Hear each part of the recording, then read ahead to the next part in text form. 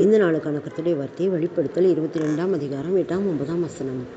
இது நம்ம ஒரு பகுதியை தான் நான் அதில் போட்டிருக்கிறேன்.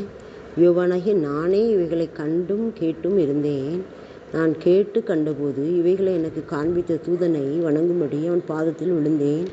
அதற்கு அவன், நீ இப்படி செய்யாதபடிக்கு பார், உன்னோடும் உன் சகோதரோடும் தீர்க்கதரிசிகளோடும் இந்த புத்தகத்தில் வசனங்களை கைக்கொள்ளுகிறவர்களோடும் கூட நானும் ஒரு ஊழியக்காரன், தேவனை தொழுதுகொள் என்றான்.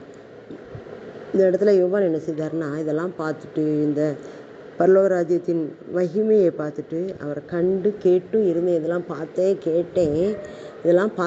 கேட்டபோது நான் கண்டபோது இதெல்லாம் பார்த்தோன்னே பரவசத்தில் நான் எனக்கு காண்பித்த தூதனை வணங்கும்படி என் பாதத்தில் விழுந்தேன். உடனே தூதனை வணங்கும்படி இவ்வளோதான் யோவான் விழுதார்.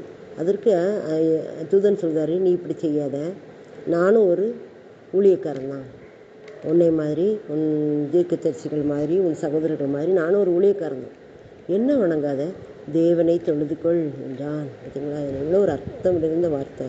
நாமும் கூட நிறைய நேரங்களில் என்ன செய்தோம், மனிதர்களை என்ன செய்தோம், பெரிதாக நினைக்கிறோம், மனிதர்களை வணங்குகிறவளாக இருக்கிறோம். இந்த மாதிரியான காரியங்களில் ஆண்டவர் சொல்கிறாரு, நான் ஒரு ஊழியக்காரன் தான், நீ தேவனை தொழுதுகொள். நல்ல ஒரு ஊழியக்காரங்கன்னா உடனே மக்கள் என்ன செய்கிறாங்கன்னா, அவங்கள ரொம்ப உயர்ந்த இடத்துல வச்சு அவங்கள போய் ரொம்ப என்ன பண்ணுறாங்கன்னா பார்க்கணும், அவங்க தலையில் கை வச்சு பண்ணணும் அப்படின்னு ஒரு தெய்வத்துக்கு ஒப்பாக நினைக்கிறாங்க. ஆனால் மதிக்கலாம், மதிப்பு கொடுக்கலாம், ஆனால் அவங்கள தேவனுக்கு ஈடாக கொண்டு வரக்கூடாது.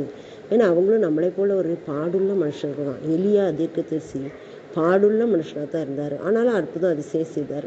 அது மேலே ஊழியக்காரங்க அற்புதங்கள் செய்வாங்க, அதிசயங்கள் செய்வாங்க, குணமாக்குவாங்க. எல்லாம் கடவுள் கொடுத்த வரத்தினால, கர்த்தர் கொடுத்த வரத்தினால நம்ம அதை வச்சுக்கிட்டு அவங்கள என்ன செய்யக்கூடாது, பெரிதாக போய் வணங்கிக்கிட்டு இருக்கக்கூடாது. அதான் இந்த பகுதி சொல்லுது. அப்போனா தேவனை மட்டுமே நான் தொழுது கொள்ள வேண்டும். ஒரே கர்த்தருமாய் ஒரே ஜீவனை கொடுக்கிற ஒரே கர்த்தராக அவர் இருக்கிறார். நமக்காக ஜீவன் கொடுத்தது ஒரே கர்த்தர் தான், ஒரே தேவன் தான். அந்த தேவனை தான் நாம் தொழுது கொள்ள வேண்டும். மனிதர்களுக்கு மரியாதை கொடுக்கணும், மனிதர்களை மதிக்கணும், ஆனால் நம்ம தொழுது கொள்ளக்கூடாது அவங்கள.